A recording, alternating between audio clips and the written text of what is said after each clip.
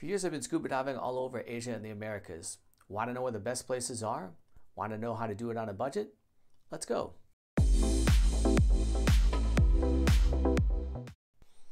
Hello amigos and welcome to my channel. Feel free to like and subscribe. Here's where I've been able to scuba dive over the last few years. All are excellent in their own rights, but you want to know which ones are the best. I'll give you the top picks and then I'll tell you how to get there on a budget. What's the point of spending more if the water is the same?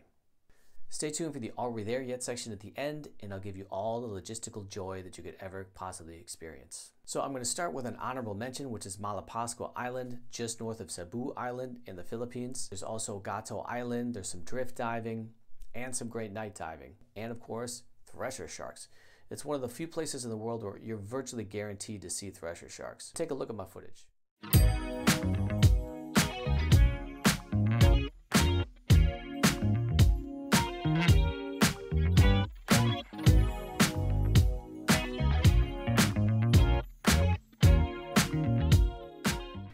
Number 5 on the list is Sipadan, Malaysia. I know some people will freak out and say this is a once-in-a-lifetime diving destination, and it is, but so are the other 4 that rank higher on my list. Did we see a ton of jackfish and barracuda? Yes. Did we see a ton of divers who apparently had never been diving before? Also yes. It's also very difficult to get a permit to go here, and many of the scuba operators insist on packing Sipadan along with some of the other dive sites. All of this combined helped to bring it down in its overall score.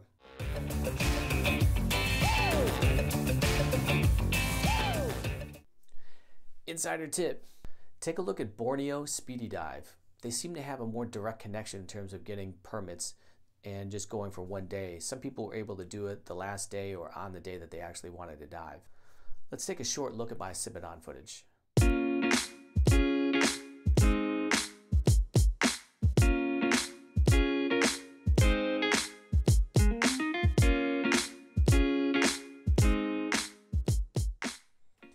My number 4 pick, yes you guessed it, is the Coron, Philippines.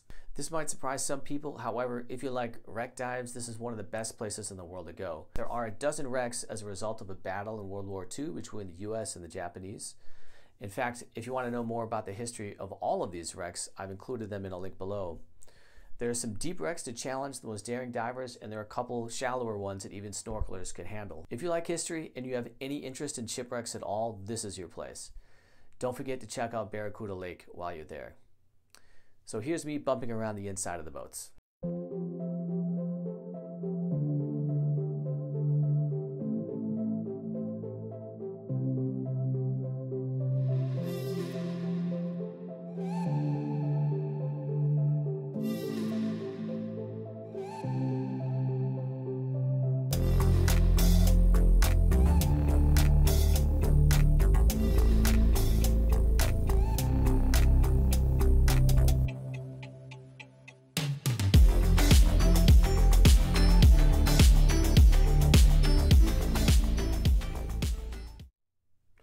So what can outdo Coron? A remote place in Indonesia, Raja Ampat comes in at number 3. I'll talk more about how to get there and the conditions and all that in the Are We There section at the end, but it's safe to say that all the effort paid off. This is one of the few places in the world where you can see carpet sharks or wobbegong sharks, and Raja Ampat has a ridiculous level of biodiversity. You won't recognize half the types of the fish you see, and you probably won't see them anywhere else. Behold the glory of Indonesia.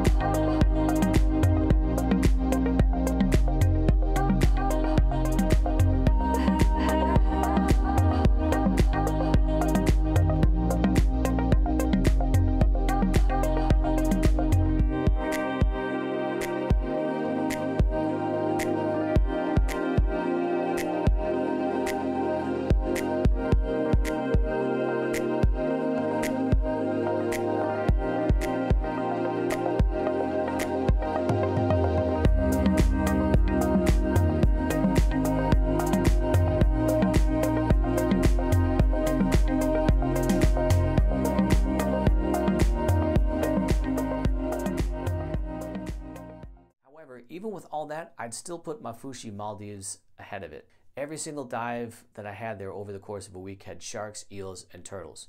On one dive, we were hovering over 30 different sharks. Black tip, white tip, gray reef sharks. And that was during the off season. None of my dives included a fancy resort or an overpriced dive boat. Somehow I also resisted selfies on my private island.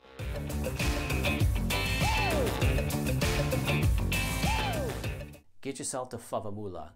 It's a 90-minute flight south of Male, the capital of the Maldives, by plane. Every dive guide told me to go there to see the tiger sharks and all the biggest and best of the Maldives.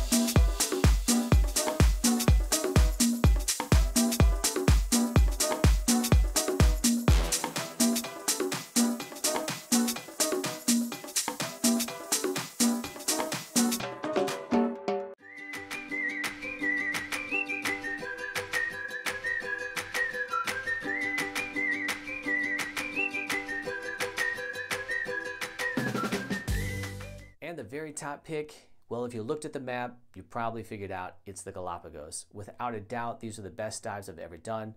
Sea lions, hammerhead sharks, eagle rays, turtles, eels, penguins, salmas, whale sharks, just insane. And none of this was with a live aboard or expensive hotels. Just one dive at Kicker Rock and one dive at Gordon Rocks will give you enough footage for a lifetime. If you haven't gone and you have at least 20 dives, get there as soon as you can.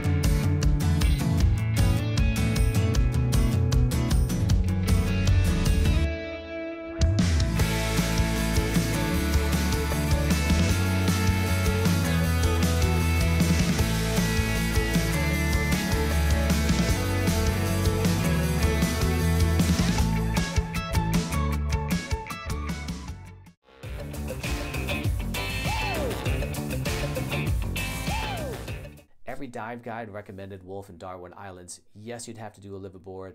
It'd be expensive. It sounds like it probably would be worth it. Can't stop, won't stop. Can't stop. So what's the best part of diving? The diving. What's the worst part? Everything else. However, I can hook you up. Some of these are easier than others. For Sibodon, you simply fly into Tawau Airport. You take a bus to Semporna. I stayed in the town, which is pretty ugly. Some people stay in a decommissioned oil rig or on Mabel Island. I heard good things about both of those. Coron, Philippines is also pretty simple. Lots of hotels and dive shops. Just fly into Busuanga Airport, which is USU. Okay, so Raja Ampat. That's probably why you're still here. Yeah, it's going to be a bit of an adventure. You're going to have to fly into Sorong, probably from Jakarta. And then you're going to have to take a ferry either at 9 a.m. or 2 p.m. to go from Sorong to Waisai. Is Waisai on your way? It doesn't matter. You have to go there and pay your marine fee of about $50. It takes about 2 hours from Sorong to Waisai. What do you do then? Well, if you want to avoid paying thousands per week in a fancy resort, your other option is homestays. There really is no middle-priced option. It's expensive resort or homestay. We use this website called Stay Raja Ampat to find places on Arborek Island and Cree Island. The ferry took about 3 hours to get to Arborek from Waisai, which was arranged by the homestay. It was about $50. Both homestays were about $15 a night, including all meals, which were quite good. Both places were right on the water. Sounds perfect, right? Well, there was no running water on either island. Toilets, showers, sinks, nothing. However, they did have electricity at night and surprisingly good Wi-Fi 24 hours a day on both islands. Both Arborek Island and Cree have dozens of good dive sites, and they're also in striking distance to the famous Fam Islands. As far as dive shops go, there are several around that had substantial amounts of reviews online. Like I said, the water is the same, so why pay more? Say hello to the Wobegongs for me. Mafushi is pretty easy too. Just take about a 30-minute ferry from Male to Mafushi. The island of Mafushi is small. You're able to walk around the whole thing in about 15 minutes. There are tons of reputable dive shops on Mafushi Island. Galapagos also isn't that difficult. However, you're going to have to pay $400 or $500 for a round-trip flight from Quito or Guayaquil to the Galapagos. It's only a 90-minute flight, but it's $400 or $500. And then you have to pay another $100 in cash with a very crisp and new Benjamin when you get into the Galapagos. There also are lots of boats that go back and forth to many of the islands in the Galapagos, so you don't have to do a liveaboard. Lots of Airbnb and cheap hotel options also.